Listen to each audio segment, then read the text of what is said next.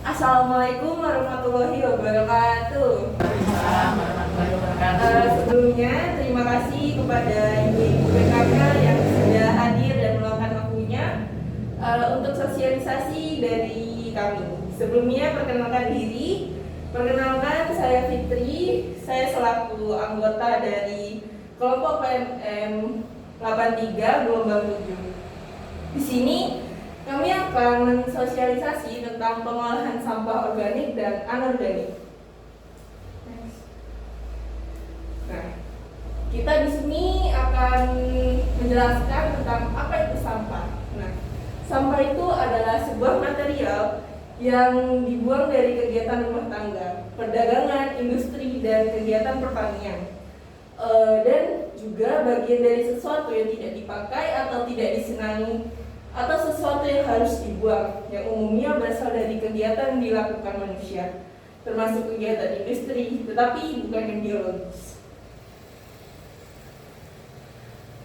Sumber sampah.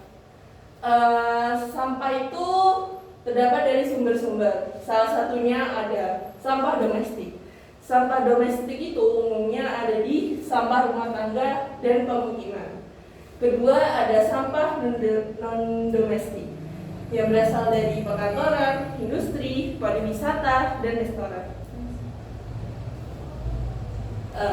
Ini contoh-contoh dari sampah organik. Nah, di sini ibu-ibu sekalian bisa lihat ada beberapa jenis sampah. Oke, next. Nah, sampah anorganik ini biasanya berupa botol, kertas plastik, kaleng sampah bekas, alat-alat elektronik, dan lain-lain.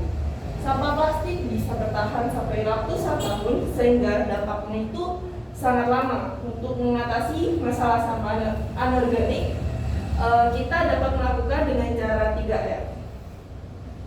Nah, di sini tuh apa sih itu 3R ibu-ibu? Nah, 3R itu adalah reduce, reuse, dan recycle.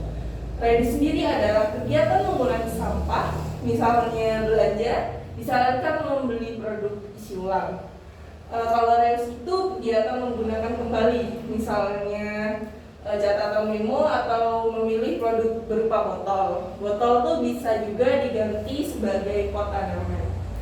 Untuk recycle sendiri itu kegiatan mendaur ulang, misalnya kembang, mengumpulkan kardus, terus berpartisipasi dalam kegiatan bank sampah. Ya, next. Nah, di sini ada contoh pengolahan sampah anorganik daur ulang. Kalau di sini ada contoh pengolahan sampah bungkus kemasan. Ibu-ibu bisa lihat sendiri. Di situ ada yang pakai bekas pelantai dijadikan tas, terus ini dibuat lemari, terus di sini next. Di sini juga ada pengolahan sampah kaleng minuman. Kita bisa, ibu-ibu juga bisa membuat kerajinan untuk anak-anaknya di rumah atau bapak-bapaknya sekalian. Oke. Nah, di sini kita juga ada program bank sampah. Bank sampah itu suatu institusi ataupun tempat pemilihan atau pengumpulan sampah yang dibentuk untuk mengolah, mengelola, dan memaksimalkan nilai sampah dengan prinsip 3R melalui pendekatan berbasis masyarakat.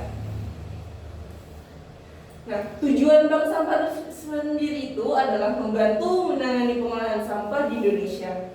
Selanjutnya adalah untuk menyadarkan masyarakat akan lingkungan yang sehat, rapi, dan bersih. Nah, di sini ibu-ibu tahu kita juga punya TPS kan?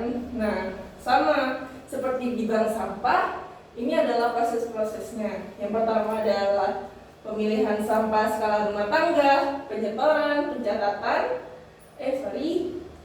pemilihan sampah skala rumah tangga, penyetoran, penimbangan, pencatatan, lalu hasil sampah dilaporkan ke dalam buku tabungan. Nah, di sini juga ada dampak negatif sampah. Kalau warga-warga sekalian membuang sampah secara sembarangan, ini adalah dampak yang bakal kita terima, yaitu adalah pencemaran lingkungan, mengganggu keindahan, dan timbulnya penyakit. Nah, di sini ada sampah organik. Sampah organik atau juga disebut sampah basah, yaitu jenis sampah yang berasal dari jasad hidup. Contohnya yang mudah membusuk dan hancur secara alami. Contohnya di sini ada sayuran, daging, ikan, nasi, rumput dan ranting.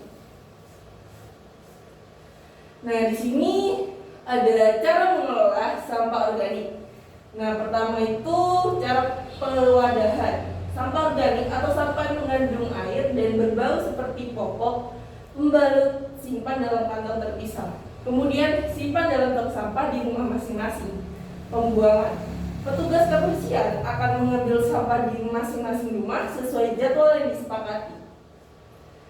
Nah, di sini saya berikan alur sampah organik. Bisa dilihat sendiri seperti wilayah. Nah, manfaat sampah organik untuk pakan ternak. Sampah organik khususnya sisa makanan dapat diolah lebih lanjut menjadi pakan ternak. Sampah yang telah dipilah kemudian masuk ke dalam pabrik untuk dijadikan pakan ternak. Dari sampah organik dapat dihasilkan pelet untuk pakan ikan. Nah, manfaat sampah organik di sini juga sebagai kompos. Kompos itu di aspek ekonomi, kita akan menghemat biaya untuk transportasi dan penimbunan limbah, mengurangi volume ukuran limbah, memiliki nilai jual yang lebih tinggi daripada bahan asalnya. Untuk di aspek lingkungan sendiri, manfaat sampah organik itu mengurangi polusi udara karena pembakaran limbah dan pelepasan gas metana dari sampah organik akibat bakteri yang membusuk dan mengurangi kebutuhan lahan untuk penimbunan. Nah, di sini ada siklus manfaat sampah sebagai kompos. Bisa dilihat sendiri. Nah, nextnya ini ciri-ciri kompos berkualitas. Bisa dilihat dari gambar itu ada warna hitam, struktur remah-remah, tekstur lembut dan tidak terus nextnya kaya kandungan zat hara, memiliki rasio kadar C or N yang lalu nextnya mudah diaplikasikan dengan tanah, pasir atau media lainnya dan tidak mematikan tanaman. Next. Di sini juga ada pengomposan sampah organik. Jika skala rumah tangga, contohnya seperti sebelah kanan saya, dan skala produksi kelompok TPA atau TPS seperti ini. Nah, juga jika di skala rumah tangga, saya mungkin akan membuat komposter drum seperti ini, yang berisikan ember, keran, kompos cair, penyaring, dan kompos padat. Mungkin sekian dari sosialisasi kami hari ini.